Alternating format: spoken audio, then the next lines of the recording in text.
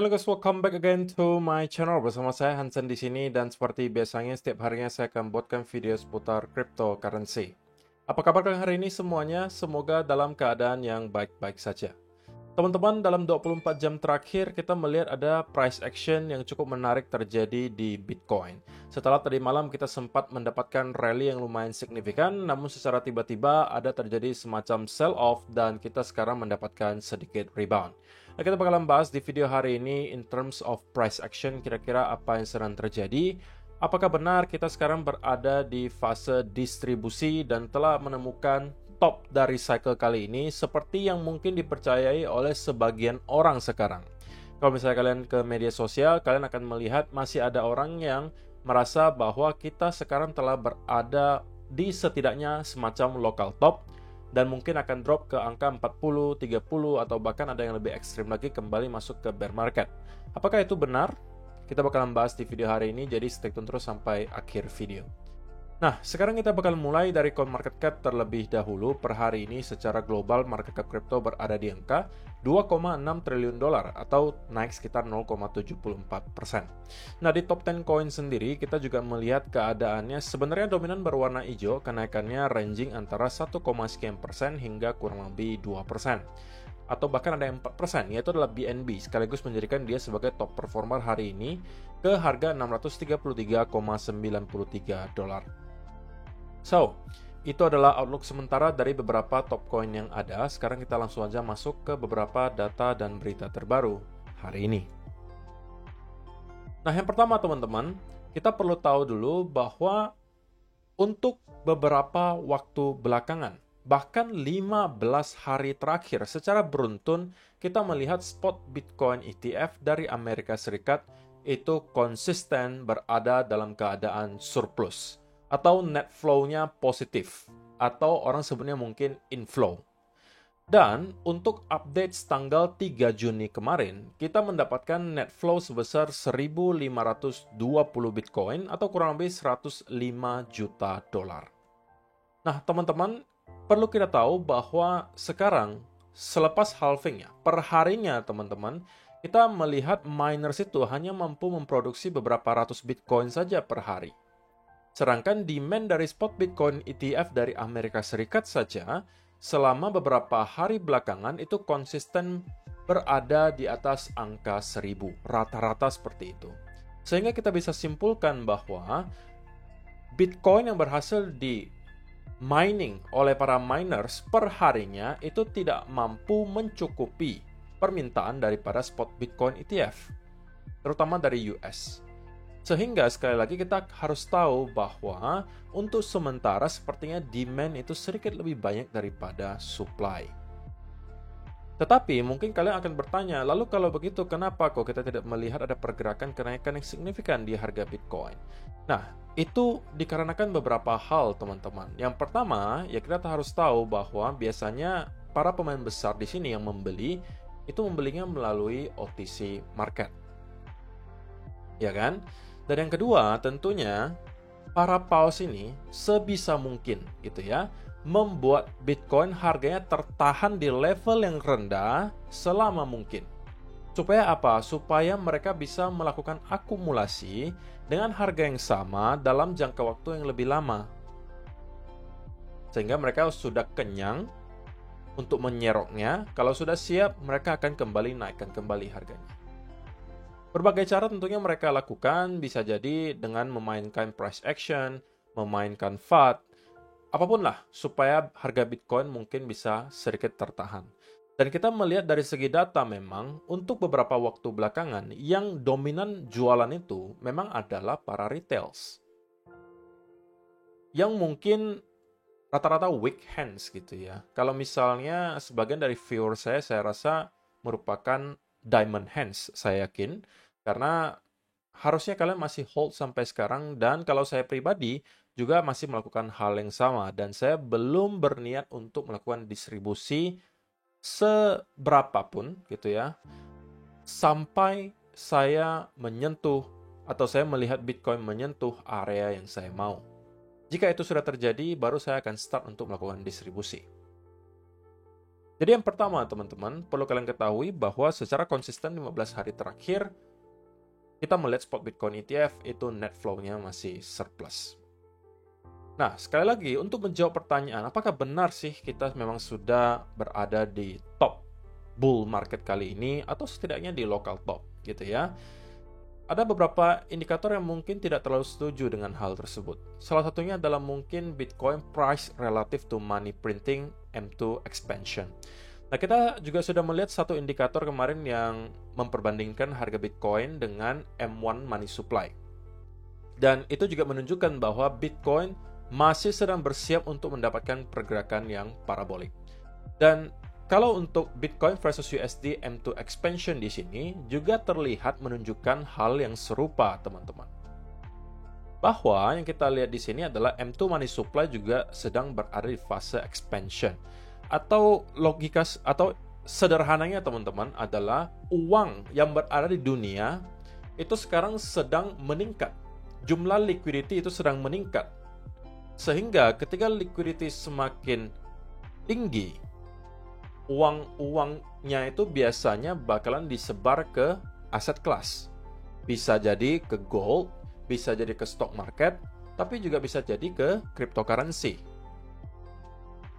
Nah, sehingga ketika kita melihat ada expansion di M2 money supply, itu biasanya akan berbanding lurus dengan pergerakan harga aset.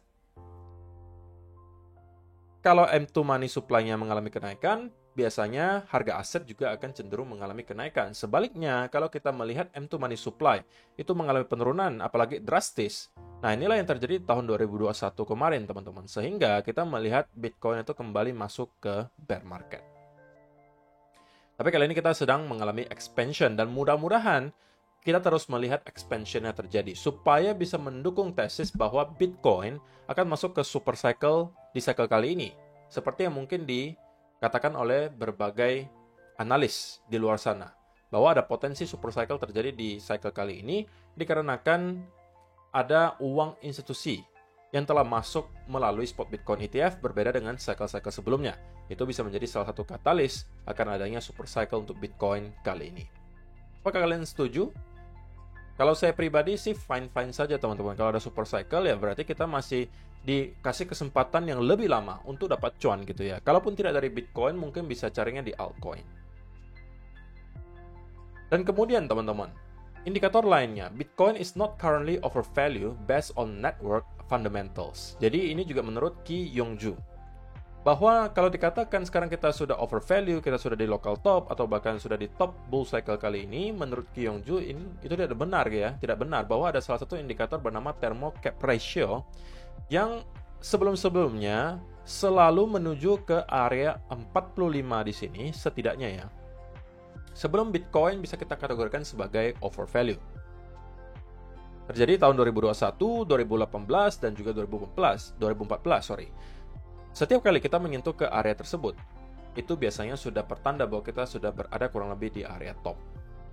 Kalaupun tidak, gitu ya, setidaknya lah kita mau melihat ada di range 35 sampai 45 gitu ya. Bahkan sekarang kita tidak menyentuh ke area 30, teman-teman. Jadi untuk indikator yang satu ini juga menunjukkan bahwa Bitcoin sepertinya belum dalam keadaan overvalue atau terlalu overbought. So, itu semuanya menunjukkan indikasi yang positif. Sehingga berdasarkan beberapa fakta yang ada, teman-teman, untuk sementara, persentase bahwa kita telah menemukan top bull market kali ini menurut saya sangat kecil. Kalau menemukan sekedar local top, itu mungkin persentasenya lebih besar, tapi bagi saya itu hanya mungkin 20-25% chance-nya. Artinya kita mungkin akan drop ke 50, 40, ya itu bukan tidak mungkin gitu ya, tapi menurut saya persentasenya untuk sekarang 20-25%. Sisanya 75-80% itu kita masih akan melanjutkan kenaikan dari sini. Kalaupun kita masih mengalami koreksi, menurut saya tidak akan lebih rendah daripada angka 50-52 ribu dolar. Itu menurut saya pribadi. Ya. Nah, sebelum kita masuk ke chart, teman-teman, saya pengen ingatkan lagi untuk teman-teman yang mungkin masih seorang pemula dan mungkin frustrasi ya ketika trading di cryptocurrency karena mungkin pertama memang bukan seorang traders. Yang kedua, memang seorang traders tapi mungkin cara tradingnya belum benar. Nah, solusinya mungkin kalian bisa mencoba yang namanya copy trading. Nah, copy trading itu disediakan di berbagai platform tentunya, salah satunya dari Fairdesk. Di sini, kenapa saya suka? Karena mereka menyediakan banyak sekali traders, teman-teman, yang statistiknya itu terlihat cukup baik. Sehingga teman-teman mungkin bisa mencoba untuk copy trading melalui Fairdesk kalau misalnya pengen gitu ya, untuk hanya menaruh modal dan kemudian ditradingkan oleh si tradernya tentunya. Ya kalian juga harus membagi profitnya ya, kalau memang ternyata profit sebagiannya untuk tradersnya. Tapi kalau misalnya bisa konsisten, why not gitu ya, itu bisa menjadi semacam passive income. Dan di sini teman-teman juga tentunya bisa trading sendiri. Mereka menyediakan copy trading, USDT M futures, kalian juga bisa Arena V2, itu seperti option, saya tidak sarankan, lebih prefer mungkin futures, atau kalian mau spot, itu juga disediakan di sini. Tapi mereka di sini berfokus di copy trading. Sehingga teman-teman ketika melihat list tradersnya itu sangat banyak, pertama. Yang kedua, statistiknya rata-rata cukup baik. Yang ketiga, mereka menyediakan datanya itu sangat detail, gitu ya, sehingga teman-teman bisa menelaah lebih jauh performa dari traders ini bagus atau tidak, benar-benar bagus atau hanya sekedar bagus untuk sementara, tapi bisa aja tiba-tiba bangkrut gitu kan. Kalian mungkin bisa menelaah dari segi statistiknya. Biasanya saya sarankan traders carinya tidak hanya dari segi profitnya yang persentasenya tinggi teman-teman, tapi drawdownnya juga harus rendah. Ketika kalian melihat statistik trader yang drawdownnya rendah, maka itu menunjukkan indikasi bahwa mereka menerapkan risk management yang baik. Yang ketiga tentunya kalian mau melihat traders yang sudah berpengalaman, yang sudah aktif menjadi copy trader, mungkin sudah setidaknya lebih dari setahun. Sehingga mungkin statistiknya lebih valid gitu. Nah, itu semuanya bisa kalian lakukan di sini. Mungkin kalian bisa masuk ke tab copy trade. Nah, kalian bisa melihat di sini followersnya ada seberapa, win rate-nya seperti apa. Kalau misalnya kalian klik di sini, teman-teman, kalian akan bisa melihat lebih lanjut statistiknya seperti apa. Iya kan? 7-day win rate-nya berapa, dan seterusnya. Itu bisa kalian semua dapatkan di sini, sehingga kalian bisa analisa dulu sebelum kalian memutuskan untuk mengikuti. Tentunya untuk dapat mengikuti, kalian wajib mempunyai akun Fairdesk dulu, yang kalau misalnya kalian belum punya, kalian bisa langsung aja mendaftar dengan link yang sudah saya sediakan di kolom description box di bawah. Oke teman-teman, sekarang kita masuk ke chartnya Bitcoin, dan saya pengen mulai dari daily chart. Oh ya teman-teman, sebelum saya lupa, kemarin tuh banyak sekali yang kemudian DM ke Instagram saya meminta alamat gitu ya, alamat resepsi pernikahan saya di Jumat ini, dan juga bahkan ada yang meminta alamat rumah. Saya nggak tahu apakah mungkin sebagian dari teman-teman yang ada yang katakan mau kirimkan karangan bunga, ada yang mau kirimkan gift, saya nggak tahu nih. Tapi karena lumayan banyak, saya langsung umumkan saja di sini teman-teman bahwa di kolom description video hari ini akan ada undangan gitu ya. Di dalamnya akan berisi detail di mana resepsi saya diadakan. Kalau misalnya ada teman-teman yang kemarin bertanya soal karangan bunga mau dikirimnya kemana, alamatnya ada di sana gitu ya. Kalau mau kirim gift ke rumah juga sudah ada alamatnya di sana, bebas. Tentunya ini teman-teman tidak ada paksaan ya. Ini hanya saya umumkan supaya gampang aja, nggak saya balas satu-satu yang bertanya kemarin kok kalau mau kirim gift, mau kirim karangan bunga kemana. Nah itu semuanya saya sediakan. Jadi link undangannya ada di bawah, teman-teman tinggal cek saja nanti. Oke? So, apa yang kita bisa lihat terjadi dalam 24 jam terakhir, teman-teman? Kalau kita misalnya lihat ke daily chart, maka saya bisa katakan bahwa kemarin itu ada percobaan untuk breakout sebenarnya, tetapi kemudian kita mendapatkan rejection yang lumayan signifikan dan pada akhirnya kembali close di bawah area symmetrical triangle-nya. Nah, tetapi teman-teman, kalau misalnya kita menggeser trendline-nya seperti ini, dan kita mengambil mungkin titik sentuh yang lebih banyak, maka sebenarnya kemarin itu kita juga di 4 hour tidak sempat breakout. Hanya mendapatkan wick dan kemudian kita mendapatkan rejection. Tapi regardless teman-teman, mau kalian anggap ini sebagai symmetrical triangle-nya, mau kalian anggap yang tadi sebagai symmetrical triangle-nya, menurut saya itu wajar-wajar saja gitu ya. Tidak ada yang salah, tidak ada yang benar menurut saya. Keduanya bisa kalian gunakan. Oke, bebas. Kalian mau yang pakai yang ini atau mau pakai yang daily chart tadi, ya kan? Ini kita ulang lagi biar kalian jelas. Ini bisa dua gitu kan. Dan tidak ada yang salah, tidak ada yang benar ya teman-teman. Dalam penarikan trendline itu selama ada minimal 2 titik sentuh, semakin banyak titik sentuhnya biasanya tentunya semakin baik gitu ya. Tapi setidaknya ada 2-3 titik sentuh itu sudah bisa kita kategorikan sebagai trendline. Dan tidak ada yang salah, tidak ada yang benar, teman-teman. Kalau kalian mau manfaatkan ini silakan, mau yang satunya juga silakan. Nah, kalau misalnya kita bicara soal yang ini, teman-teman, maka sepertinya kita sekarang breakout dan sedang mencoba untuk konsolidasi di atas area tersebut. Sedangkan kalau kalian manfaatkan yang satunya lagi, kita belum sempat untuk melakukan breakout. Tapi yang manapun, teman-teman, untuk sementara menurut saya indikasinya terlihat cukup baik. Kenapa? Karena kalau kita lihat di 1 hour chart, pergerakan Bitcoin kemarin itu cenderung cukup impulsif, diikuti sekarang ada semacam konsolidasi.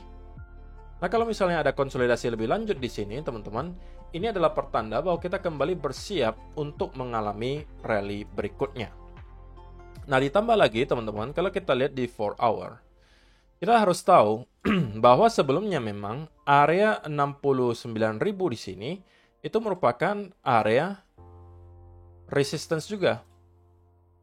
Ya kan? Yang sekarang sedang kita coba untuk jadikan sebagai support. So, ada beberapa indikasi baik terjadi di Bitcoin. Nah, saya nggak tahu apakah ada dari teman-teman yang sempat memanfaatkan setup apapun yang terlihat di sini.